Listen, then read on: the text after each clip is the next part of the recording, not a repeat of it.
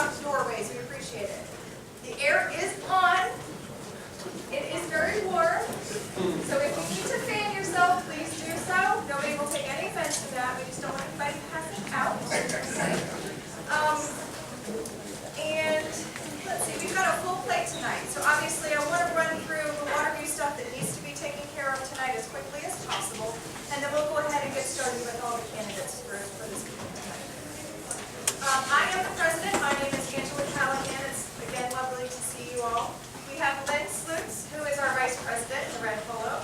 We have, I guess, proxy treasurer Keith Colston. His wife Dana is the actual treasurer and couldn't be here this evening. And then Secretary Susan Oster, who's also sitting down and going to be taking diligent notes. For those of you who are Waterview Civic League members, we're Linda Weidenauer, and she has asked for the opportunity to tell you a little bit about herself, what she's been doing with the school board, and anything else, I guess. Come on up, Ms. Weidenauer. Sit down, please. She will have 5 minutes, as will all of the sheriff's candidates. There will be a brief question and answer period for you, if you have any questions. And then we'll do Ms. Weidenauer speaking first, and then we'll go with the sheriff's candidates. Thank you. Well, this is really nice. I know you're all here to see me. Well, I feel like, as someone said, I'm the calm before the storm. And another person told me to use KISS. Keep it short and simple. I am Linda Weidenauer. I served on the school board and I was a good school board member. And I am on the ballot to be elected again, and I thank you for your vote. The only other thing I wanted to say to you, most citizens in Portsmouth are not aware of 2 things that the school system has going for it that no other school district in Hampton Roads or in the state of Virginia. Now you're thinking she's going to tell us a big story now, but I'm going to tell you the truth quickly. We have Star-Based Victory. It's a science program out at Victory Elementary School. Every single 4th, 5th, and 6th graders experience a STEM program. They serve 4,000 kids during the year. 4th graders are space-based, geospatial things, mapping, and things of that sort. And they prepare an atlas as their culmination project. 5th grade is environment-based, working with the environment, oyster restoration. They have a project where they grow plants and compare to what the Japanese students are doing with the same plants. 6th grade, of course, is aerospace, and they deal in making rockets. They get their shirts, they get a call name, they get a log book. Every kid, misbehavior, English second language, gifted and talented, all of them get to come through the program. I was at a WHRO meeting of superintendents and school board people, and there was a man there explaining the robotics program that they were putting in Virginia Beach. When we finished, I raised my hand and I expressed the one we have here. Another fellow stood up, James Batterson, a retired NASA scientist. He had visited that program. He said he had not seen another one like it in the Hampton Roads area or the state of Virginia. He said what Portsmouth is doing, they're not trying to make all these kids engineers. They're trying to make them think like engineers. And they are offering it at the middle school to all students. It was presented at the state conference and at a national urban conference. We had 13 divisions across the country call and want to have this kind of program. Chesterfield County is coming down to emulate. Norfolk City is trying to do the same thing. It is the only one in the state of Virginia and in Hampton Roads. The other thing, Portsmouth is the only school division in the district that for the past 4 years they've had sophomore, juniors, and seniors entering international robotics contest. This past year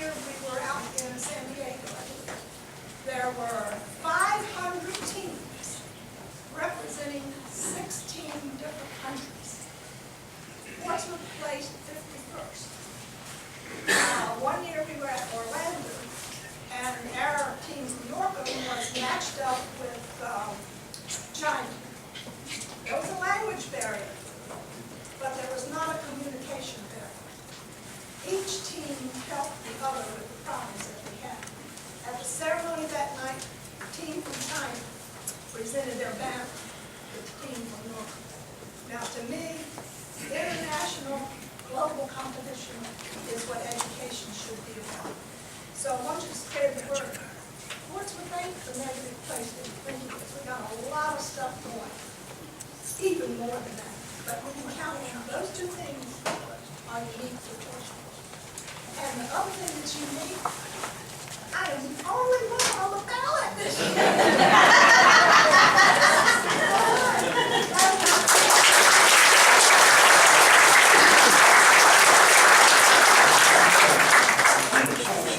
Thank you very much, Ms. Gardner. I appreciate it. And vote for her. Okay. We're going to go ahead and get started now with the sheriff candidates. I invited them, I've been dealing with that, to go ahead and speak. We've had very good turnout in the past for any candidates who are running for city council, school board, as well as sheriff. And I appreciate all four of them being here this evening. So thank you very much on behalf of the Civic League. Candidates will have 5 minutes to speak. And during that time, we ask that you refrain from asking any questions. We'll be also asking from the news media that are present if you would refrain from asking any questions during the time, because we want to allow the citizenry to be able to ask these questions. More than welcome to afterwards to be able to speak with the commissioners. Mr. Cherry will begin, followed by Mr. Ronnie Davis, Mr. Ronnie Wood, and then Sheriff Bill Watson will be coming last. After all of the candidates have spoken for their 5 minutes, we will then gather all of them to be able to do a question and answer period for approximately 15 minutes or so. I say or so because I know that sometimes we get a little off topic, but we'll try to rein everybody in. If you want to ask a question, please make sure that you either address it to one candidate in particular or to say to the whole panel of candidates. We want to avoid any confusion here. Other than that, that is it. So I invite Mr. David Cherry to come up and speak. 30 seconds to do all of you.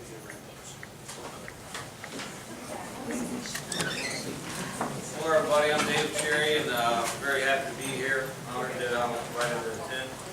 I was born in the city of Portsmouth in 1962, Portsmouth General High School. I graduated from Portsmouth High School 1980 to a trucker.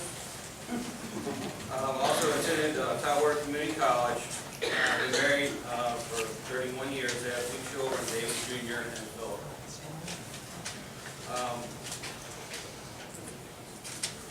What I like most about the city is the way the citizens can pull together when we have a person and work together to come to a good positive conclusion. Over the last 2.5 months or so, I've been walking neighborhoods, talking to citizens, and the most commonly heard thing that I've come across from talking to people is we deserve better as a city for a better sheriff, we deserve a sheriff's department that is accredited by the Department of Criminal Justice. We do not have that. We deserve a sheriff that works with the city, state, and federal officials. We deserve a sheriff that respects the rights of his employees and the citizens. We deserve a sheriff that works for the people, not for political favors. We deserve a sheriff that won't embarrass the city and the citizens of Portsmouth.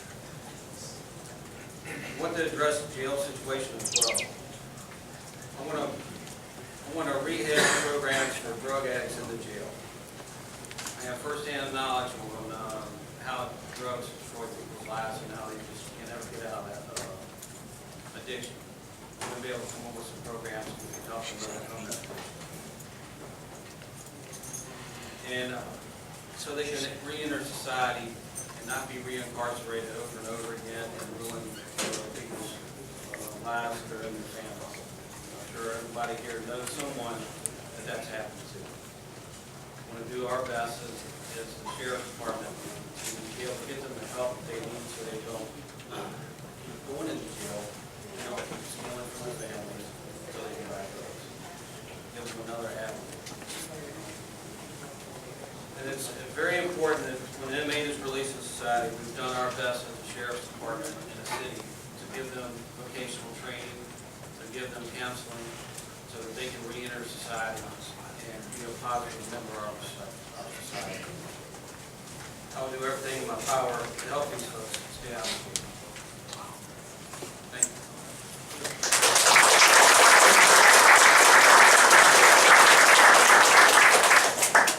Mr. Ronnie Davis will be speaking now.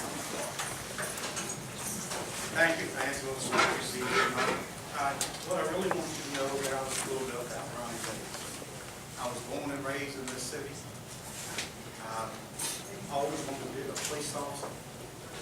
It was inbred in me. My father was a police officer who died in the line of duty in 1962. My mother was a school guard and a civilian employee at the Portsmouth Police Department. My oldest brother, John, retired on disability in 1983 as a Portsmouth police officer. My nephew today is a canine officer with the police department, and his paternal grandfather is a retired Portsmouth police officer. I've been on the Portsmouth Police Department. I went on in 1964. He was still a puppy. But to give you an idea of what I did, I served in many different locations within the police department. I was a beat officer, a canine officer, I was on the motor, I was in the air unit for a while. I was in the detective bureau on several different times. When I finally retired, I retired as a homicide detective, which is a job everybody seeks but everybody hates. I managed to get through that and ended up retiring in September of '99 after 36 years of experience with the city. I know what's going on in the city. I've been there and I've done it. The sheriff's department now is a total embarrassment to the Portsmouth people. I know Billy's going to get up here and say it. He's got to vote. He's the last one up. He's going to get up here and say that we're all wrong, we're fabricating stuff, and it's not true. But I got a few things here I want to go through with you, just to give you an idea. In the early 1990s, the city wasn't paying overtime for Portsmouth police officers. I was a member of the FOP for going on 48 years. I was the president at that time. I was president for 13 years, and I've been on the board of directors for 25. So in all that time I was there, I was always doing things for police officers. The overtime question is that we took the city to court with my age and 173 other police officers. The city of Portsmouth ended up paying us overtime that they owed us. Unfortunately, now the same police officers are going through that again. Another suit that's up there now. But also with that 1980 was a victim of, that FOP was a victim of eminent domain. And while we were in that air unit, we flew over the city of Portsmouth wanted to take our building. So we flew over the building every day for 45 days, took photographs of no parking problems downtown. We beat eminent domain before the law was passed. All of these issues were approached with integrity, truth, and honesty, and not any bombastic overtones. I love Portsmouth, and I hate seeing the sheriff's office showing up negative in the paper week after week. Virginia Powell is a well-respected paper, and they cannot find anything good to say about Sheriff Watson. I had to be a binder that my wife told me about. It was full of articles to this effect. If you go to the web and just put in Bill Watson Sheriff, you'll see all these articles for yourself. And it's nothing positive on his behalf. I don't believe the former Sheriff Gerald could possibly complete compete with Watson. And speaking of news articles, this past week, an article that Watson was exposed to allowing inmates to work on his own. And Lieutenant Cherry, for the record, and I'm with you, the best friend I have in this world is my wife. First, I intend to bring back integrity to this office. I'll operate the sheriff's office by Virginia Code and Portsmouth Code. I will continue to service the funeral courts and lawn maintenance for the elderly. One other thing I have to bring up after tonight, this is such a fluid situation. It changes every day. That's why I'm reading this stuff, because I don't know what to read or what's going through my mind. But I found an article June 11th of '05 when Billy was running against Sheriff Ward. In the article, the prime issue for Watson is Ward's guilty plea last year to driving under the influence, and he calls for Ward's ouster following public disclosures surrounding the December 2003 traffic stop in which the sheriff was allowed to make calls and catch a ride after refusing the field sobriety test.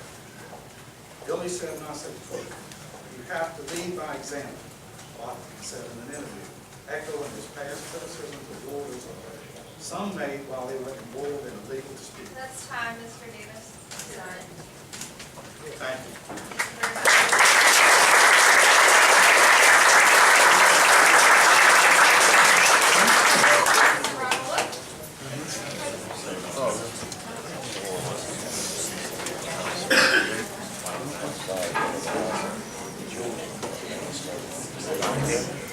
Good evening, ladies and gentlemen. Glad you took the time out of your very valuable schedule to come here and say the reason why we think that we can do a better job with our city handling our sheriff's department other than the current administration and the current sheriff that continues to embarrass us and retaliates. Now, I'm going to tell you a little bit about Ron Wood. I'm Ronald Wood. I was born in Portsmouth, Virginia in 1961. I'm the son of a firefighter, Benny C. Wood, from Portsmouth, Virginia. I am also the son of a Portsmouth general nurse, Burley Wood. I've also have my wife here of 28 years, Cindy, my daughter, and my son, Christine and Ryan. They're both they made me exceptionally proud of the way that they handled themselves. And I hope that I can be the kind of representative for you that I have been for my family. Now, I went to school I graduated from Craddock High School in 1980. I attended college in Murfreesboro. I also attended college at Tidewater Community College. And right now, I'm here to tell you a few more things about my employment experience. I was a Portsmouth City Sheriff's Deputy and worked with numerous people that's in this room 25 years ago. I went to the State Board of Corrections Academy, and I did graduate from the 6-week school where Mr. Watson here has told everybody I never even went to an academy and I wasn't law enforcement certified. I had all the curriculums I needed to do what I had to do in that jail. I didn't claim to be a police officer. I wasn't out there trying to harass people and arrest people. I left tenure at the Sheriff's Department. I went to Tenneco. I went into plant protection, and I was a plant protection specialist. While I was there, we trained against terrorist activities. I then was appointed a position with a Department of Defense Special Force SWAT team, which was set up and governed by civilians. It was non-governmental. It was a civilian entity. As I trained with that, I was nuclear certified, and I possessed a government secret clearance. After my tenure with them, which was about 3.5 years, I became an entrepreneur. I went into business for myself. I've been the owner of a successful car company in Portsmouth for over 20 years. I've got a good record. I don't do anybody any harm, and I try to help as many people as I can. All the programs that were brought on by his boss that let him go are going to stay there. The grass cutting and everything else. They were implemented to be into the city of Portsmouth to help people that needed it, not people to gain political favors. That will not happen under my regime. The things that I plan to put on my agenda will be to bring integrity back into the Portsmouth Sheriff's Department. And with that integrity, I intend to bring the respect also.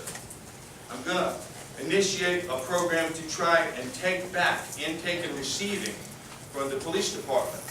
That now, when a police officer goes down there, he's off the street for 2 to 2.5 hours trying to get through booking, where there's negotiations upwards of $1 million to take it back to the sheriff's department. When I was down there, that's what our job was. We took it. The budget called for us to have intake. We had intake. And the police officers that showed up turned them over to us. We put them on the wall.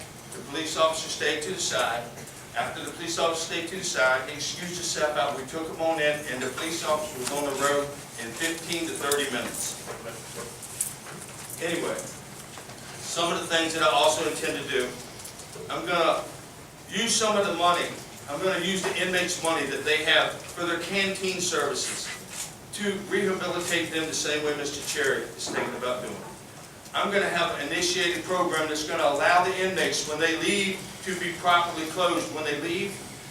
Anyway, it's time for me to wrap it up, but I'll be more than happy to answer any of your questions, and I thank you very much for listening to me. I have got numerous things, so if you want to speak to me afterwards, I'll be happy to talk to you.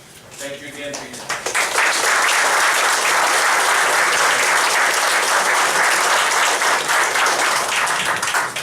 All right, just before Sheriff speaks, just make sure we keep those doorways clear. I know it's hard to hear, so I do want you to be able to hear, but we need to make sure people can get in and out. And the last candidate to speak is Sheriff Bill Watson. How you doing? I said I listened to him bash me talk about honesty and integrity. Okay. Let me tell you what I've done for this city this year.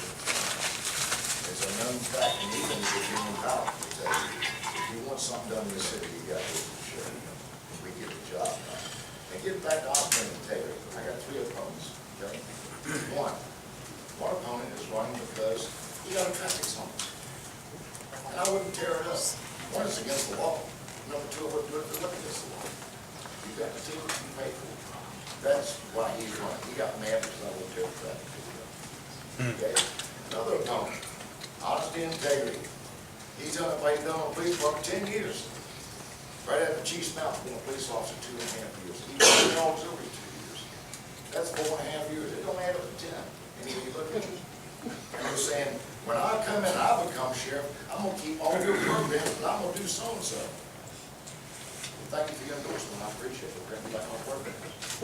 Mr. Wood said, I'll come in as sheriff, I'm going to do everything you do, but I'm going to do it cheaper. Apparently, he's going to do it for free. How can you do anything cheaper than free? Okay? Last but not least, my opponent, Mr. Davis. Good guy. Known him for years. Okay?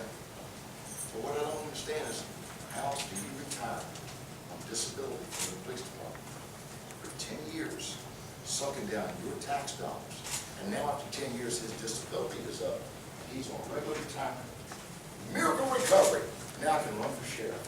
And where's the honesty and integrity there? He was spending your tax dollars. How do I pay him for that? To me, that borderline is fraud. I guarantee you more than the federal government. You have the idea how much money.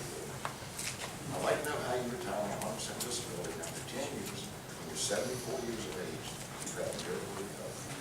Because now your disability is up. Let me tell you what, we have all type of kids programs, we have scholarships for kids, we have senior watch, we cut firewood for seniors. I was accused of cutting a tree down in a $300,000 home by Mr. Cherry in the newspaper. What it is, when somebody takes a tree down and it's hardwood, they donate it to us, we take the inmates over here, we cut the tree up, bring it back to the work center, we cut it, we split it, we stack it, we cure it, and we give it to the seniors to offset their heating bills in the wintertime. That way they can buy their prescriptions. There's your honesty and integrity. Okay? I didn't see the people out here to cut wood. I'm out there cutting wood right along with the inmates. They talk about, they're going to do this, they're going to keep on my program. Really? Who's going to operate the equipment? They're not certified to operate the equipment, but they're going to teach inmates how to operate the equipment. I'm certified. I'm the one who's been teaching all these inmates. It just gets funnier as the day goes on. The election gets closer, they come with more and more and more ideas. I might as well just slip my wrist right now and say, okay, I'm sorry. That's what they're saying. Where is the honesty and the integrity sitting over here? Like I say, I wasn't in disability. I had to resign to run for sheriff. Okay? Oh, he was fired. No, I wasn't. No, I wasn't. I had to resign. It was a deal. I had to resign because there was a law then. A lot of laws have changed since the first time I ran for sheriff. Now, when Mr. Davis ran against me the first time, he was on disability. His disability just stopped. I want to know why he wasn't charged with fraud the first time. He was drawing your tax dollars. He was on city retirement, which is paid for by you. It wasn't state, it was city retirement. Where is the honesty and integrity there? I'll tell you right now. I don't turn anybody down for anything. I don't care if you're a Republican. I don't care if you're a Democrat. I I don't care if your name is. All I need to know is you're a resident of the city of Portsmouth. That's all I need to know. We don't discriminate, black, white, male, female, young, old. We don't care. You live in the city of Portsmouth. You need help, I'm going to help. And of course, like I say, the newspaper loves to beat me up. What I like is the newspaper asks me, what do you think of seniors? I said, I love seniors. Next day, the sheriff hates kids. They'll take everything you say and twist it, because they want to sell newspapers, and that's what it's all about. 20 seconds. All this stuff came up 2 years ago, and I said then, you'll see it 30 days before the election, and that's exactly when it came up. I predicted where it can't go. Anyway, I'm Bill Watson. I want you to come out November 5th and vote for me. I will serve you, because I promised from day one I would serve you, and I've done exactly that, and I'm not going to back up now. Thank you very much.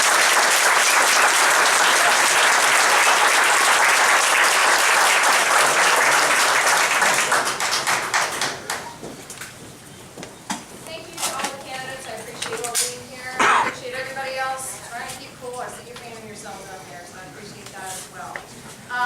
Question and answer period. I know that many of you have questions. We will not be able to get to everyone's questions this evening. However, we have spotters that are going to be looking for hands that are raised first, second, third, fourth, however many. As we can count, we have about 15 minutes or so to be able to ask questions. If you all will please address each of the candidates, if you have a question for one candidate in particular, or for the full panel, if you would like each of them to comment. I'm going to ask that you be as brief as possible to make sure that you get to the point and answer those questions in a timely fashion. Does anybody have any questions before we start? No. Okay. Okay. Please raise your hand. This question is to all candidates, because who will become sheriff is going to be in the middle of this. You've got a $78 million boondoggle called a courthouse. It's not even being fully utilized.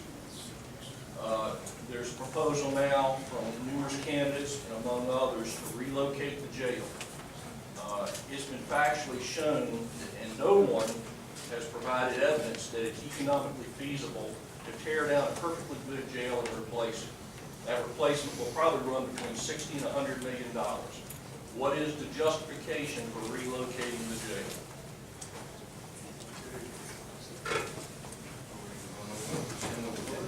Okay, relocate the jail. How do you want to relocate it? Get it off of the waterfront property?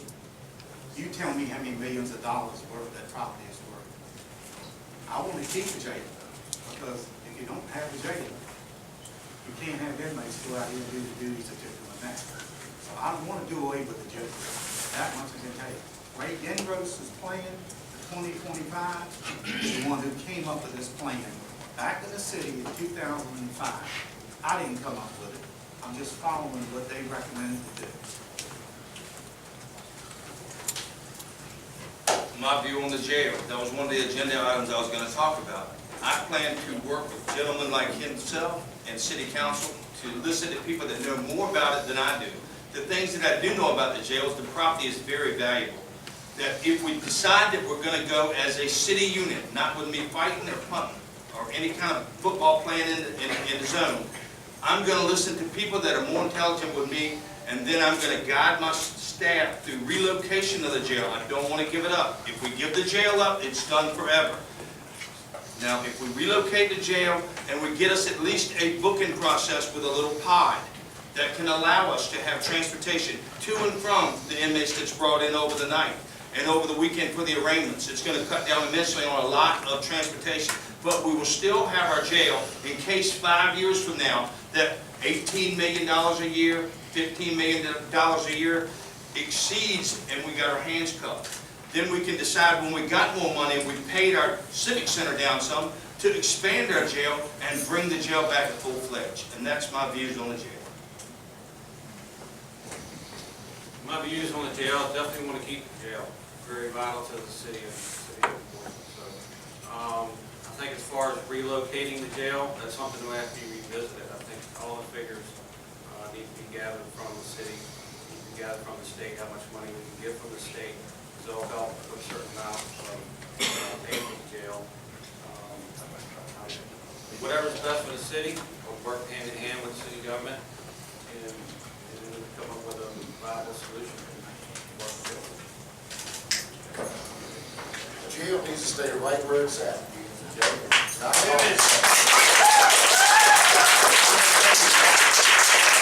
Hampton Roads Regional wants our jail, and when they do, it's gonna cost $14 million to hold our inmates there, and you're footing the bill. Because we've got some notables in this city that wants that waterfront property. They're gonna make millions of dollars of it while you're paying the bill. Let me tell you what, every time we get an inspection, we get 100. And I can thank that for a great staff of deputies and supervisors that keep that place spick and span as a church, okay? They work their butts off in there, and it doesn't go unnoticed by me, I can tell you that right now. We get a higher score than Hampton Roads Regional Jail has ever gotten. I don't think they've ever gotten 100. I think 97, 98 is the highest they get. We get 100 every inspection. We get audited twice a year by the state, once a year by the feds. We are the only jurisdiction so far that they know of that for 8 years running, we are to the penny on our budget. You tell me how many people could do that? Thank you.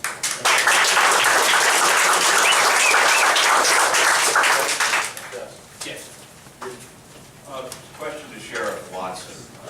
In mid-August, I think, you were supervising a crew removing a flagpole from a closed high school, Credit High School. Yes, sir. The pole fell on one of your vehicles. Yes, sir.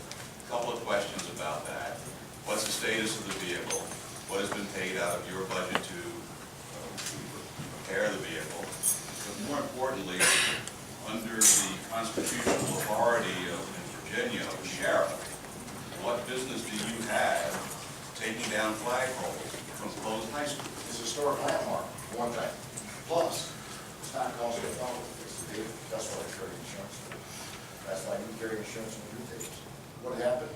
We were lowering the flagpole down. We had 2 tag lines on the pole in each direction. Had a truck over here that we lowered the pole down. The minute we cut it loose, we started dropping the pole. The truck stalled. The pole was a little bit of an angle. All of a sudden, off to the side, it happens. But not one child was in. No inmate was in. Nobody was in. A couple people got their feelings hurt. But the flagpole was there. It belonged to Credit High School, and we're gonna take the flagpole, we're gonna reach on it and Credit Square. Because this city throws everything away. You know, everybody has vision. It's not their money they're throwing away. It's your money they're throwing away. We're gonna revitalize the flagpole and put it in National Square. Just like the cornerstone that I bought, that the mayor said I stole. And until I put the canceled check in front of his face, I bought the cornerstone in 1991 because I'm trying to save our heritage. Where's the other 3 cornerstones from the other schools? They've all been destroyed. Craddock is the only cornerstone that's been saved. But the question is, where under your authority as a constitutional officer are you permitted to do that? It says, I serve the people, that is in my oath. Now, I'm mandated to do 3 things.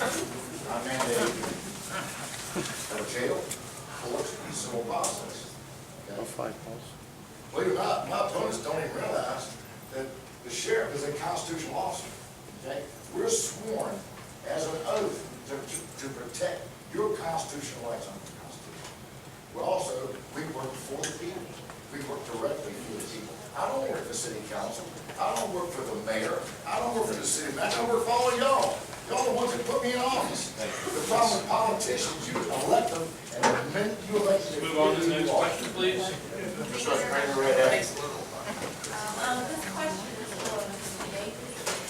My question of concern is, if it's true that you came back after disability, how can I trust you to be a sheriff if you wouldn't do the same thing being a sheriff and take our tax money and do something undercover with our tax money, or do something underhanded being a sheriff? If you went out on disability using my tax. So what's your question? I want to know, would you do something underhanded being a sheriff if you did something like that using my tax money and disability and you're not disabled anymore? You absolutely have no knowledge of what you're talking about. Absolutely. You don't know nothing about the pension system. I retired on a service-connected disability under the hard law. That's what I retired on. And every police officer in this Commonwealth is covered under the hard part. It's deemed to be a job-related injury for all of the stress that you go through as a police officer. My pension fund was under the Portsmouth Police and Fire Pension, which was a 3-2-1 plan. After 10 years, you come off of it. At 10 years, those 10 years, I worked every day. So you're not gonna be stressed now being a sheriff? Roger.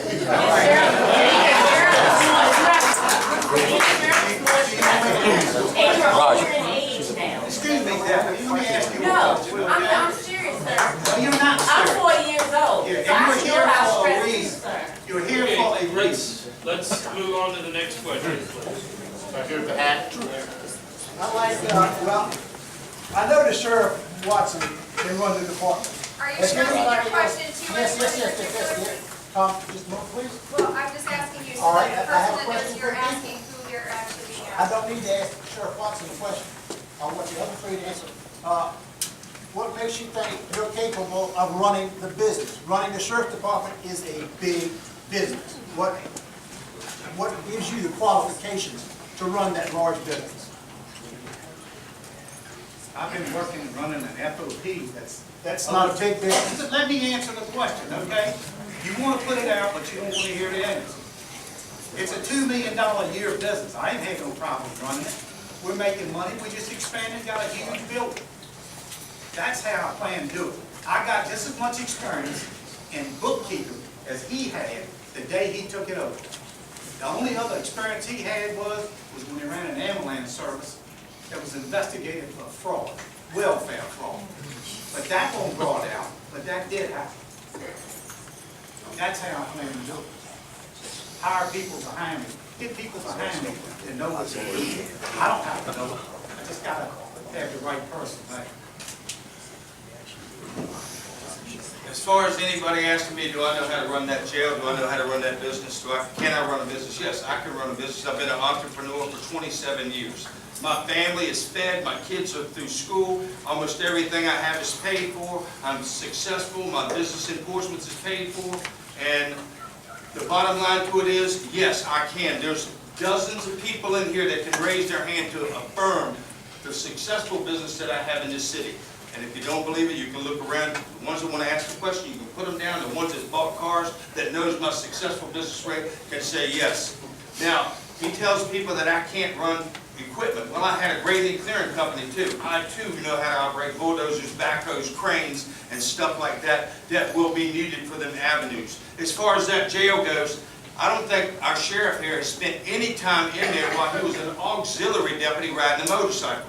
Myself, he wanted to bash me for a year and a half that I spent in that jail, working 2 floors at a time with numerous people in this room right now, that I know how to run that floor from intake and receiving all the way to the top, canteen services, intake services, all of it. I've done it all, been there, and yes, I can run the jail and balance the budget.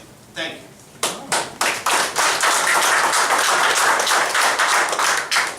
My father started a small business out of our garage when I was 11 years old, and I worked with my father approximately 30 years, about 60 hours a week in a small business. We started from nothing, and we were doing about $2 million a year when he became sick with cancer.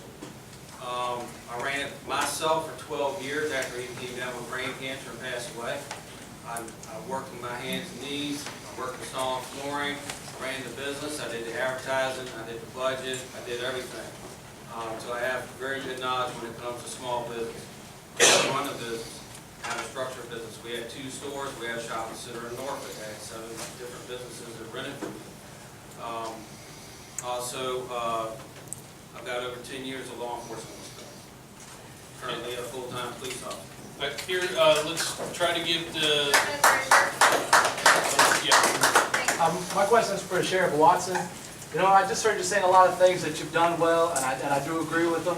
But I would just like for you to say something that you think that you've not done well as our sheriff, and what you could do to improve on it.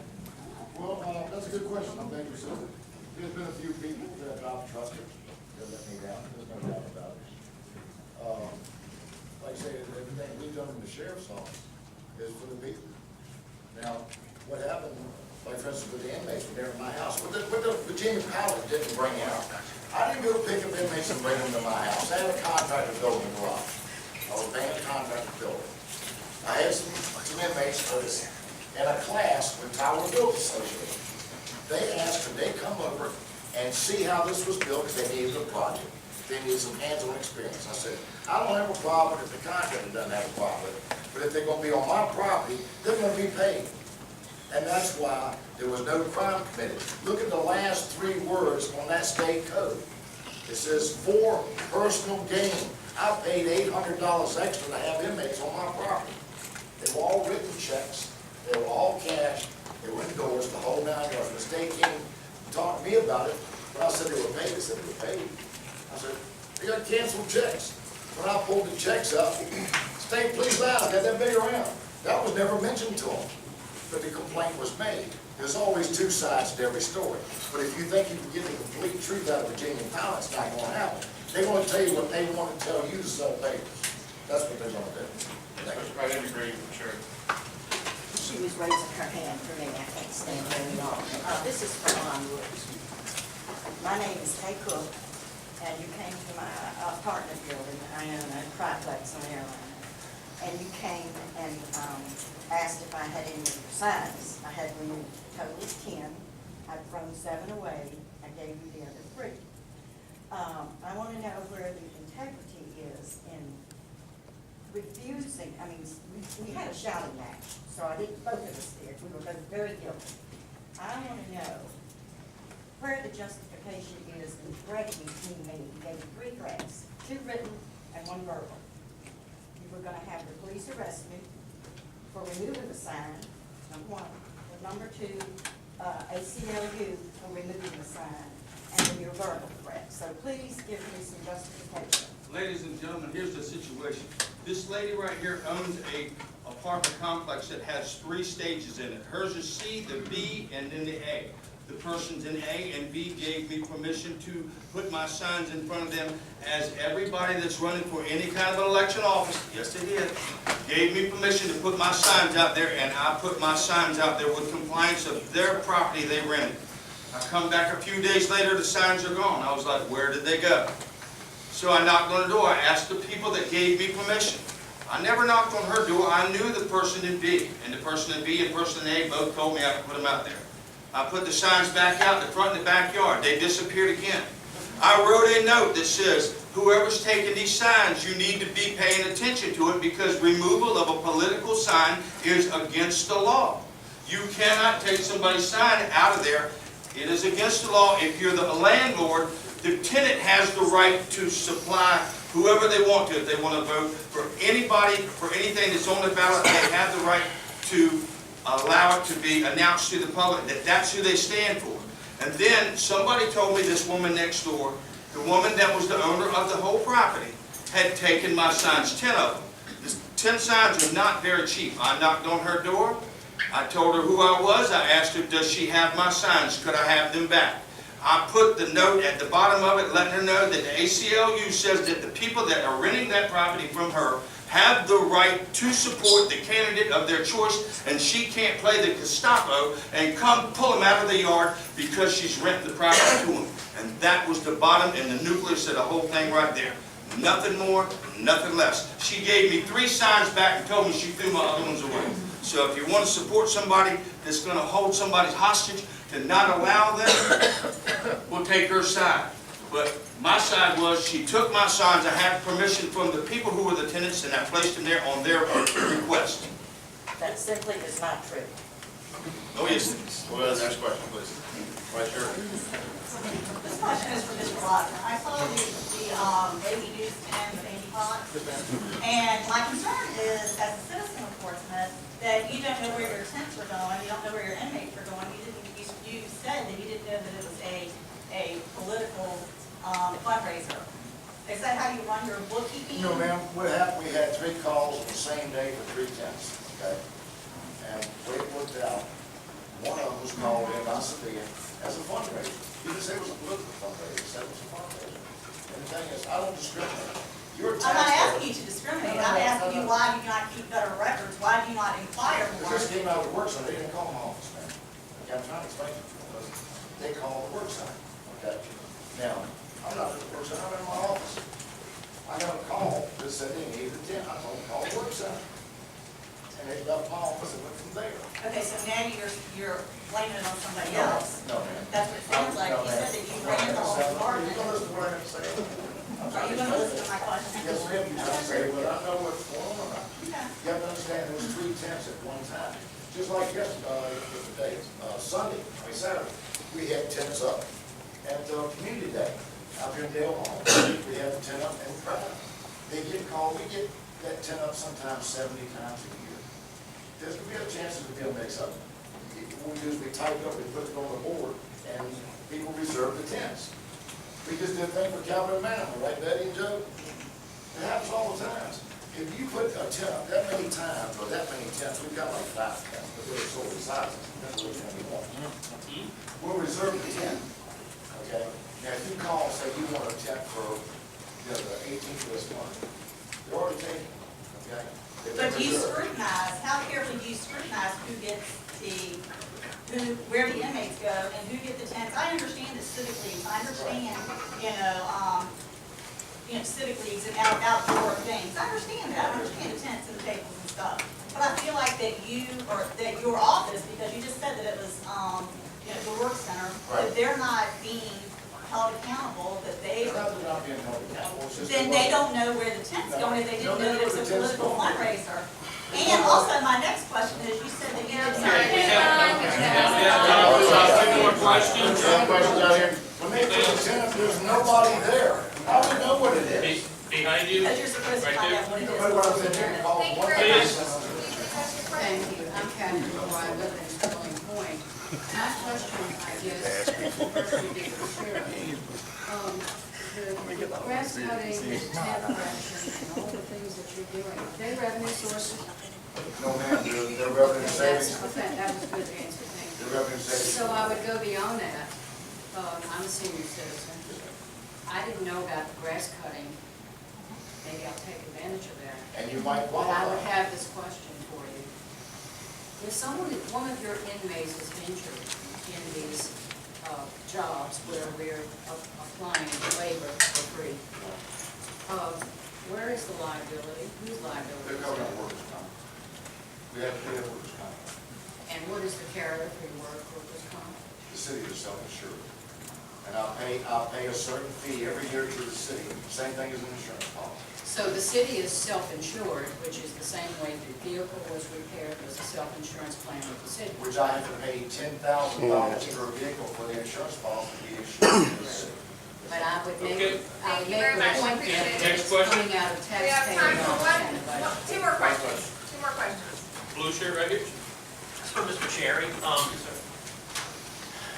the sheriff has, for his terms, been an embarrassment to the city.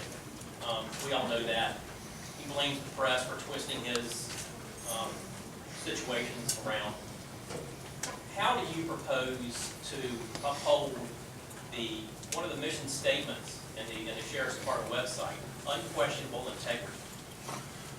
How do you propose to, basically get that going? I'm sorry about the language, but what are you going to do to bring the Sheriff's Department, the reliability, the integrity back to the city, where it is not now? Just most importantly, to lead by example. To never give this city a black eye, ever again. To be honest, and run it like an honest business. And I've quite often had people tell me there's no such thing as running an honest business, and my family ran an honest business. You can run an honest sheriff's department. You don't have to do favors for people. You go out and do what's the best thing to do for the city and the citizens. Not setting up tents for so-called, I don't know who they are going up in their yard. That's a lot of work. There's a lot of setting up, scheduling, taking a lot of manpower out there. And I don't even know if you're supposed to have a inspector come out there and inspect it to see if it's safe. I don't know if the fire marshals are supposed to come out there. That's something I have to find out about. But I think most importantly is to lead by example. That's the best way I can do it. I can talk about it for an hour, 2 hours. All right, we have time for one last question.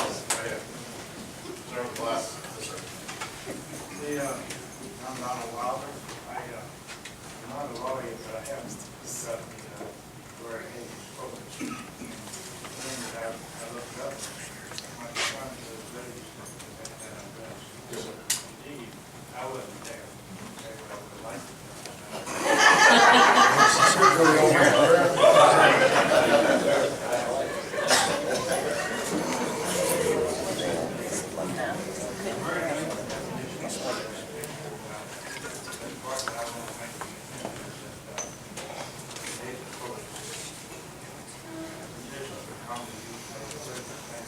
Sir, can you speak up, please? We're having an incredibly hard time hearing. Here we go. Habeas corpus petitions are commonly used when a prisoner claims illegal confinement, such as holding a person without charge when due process is denied. And I think on this thing with these ladies, that they were denied habeas corpus. So habeas corpus means bring the body before the court. You can say that, okay? Now, what happened with these nurses? They were warned 4 times. 4 times. They had good nurses, you don't tell us what to do. What the newspaper did with Trent was, out of 7 nurses, 5 of them had contraband on them under their clothes. 2 of them happened to see what was going on, apparently got back to the car to drop whatever it was they had. Okay? Now, when we went to federal court, thank God I had 5 women on that jury. You had 3 men and 5 women. I'll tell you what, a woman can pull the wool over a man's eyes, but a woman is not going to pull the wool over another woman's eyes. I can tell you that right now, okay? These women were tough. Every time the nurse would get up on the stand, they started to cry. You see the women in the jury going, oh, just knock that out. They didn't want to hear it. They did not want to hear it. And the thing that gets me most of all, one of the nurses that was so appalled about being strip searched, she had mental anguish about being strip searched. She was a part-time stripper. That's what you need to do. So she's not entitled to due process? She's entitled to due process, but the thing was, they were warned 4 times. They wouldn't knock it off. We had one woman, she was a contractor selling cigarettes for $5 a cigarette. You got 1 cigarette and 1 match. That's $1,000 a carton. That's a pretty good one. I understand you can't answer my question. That's all about contraband. I agree with that. It's all funny we haven't contraband since they left. That's right. I be a lawyer, and then you're saying you said no law. Yes, sir. I feel like if you're breaking the law and doing this without charging, they would actually get the processing as proven, and they hadn't been charged and adjudicated in the court of law. And they also would also have the amendment and the right to not speak against yourself, even though it was an act other than a word. And so they lost the Fifth Amendment also about the voter laws. What they did was, the reason why they were not charged, I pulled a security clearance. They were contractors, they don't work for me. I hired the company, they work for the company. I can't find them, okay? The best I can do is put them out of the building. So I take a security clearance, they're out of the building. Now, whether or not the company fires them, it's up to them. So I can violate anybody's rights or anything. I remove a problem. Thank you.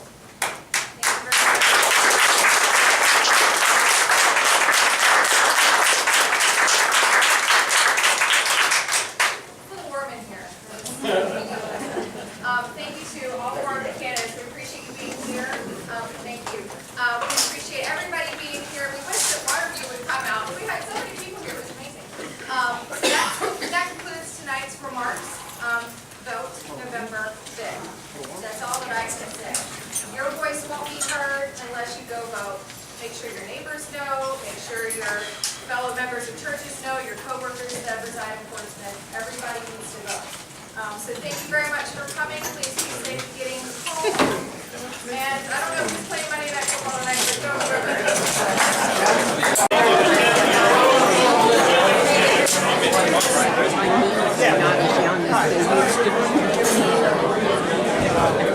I think I'm gonna pay for that.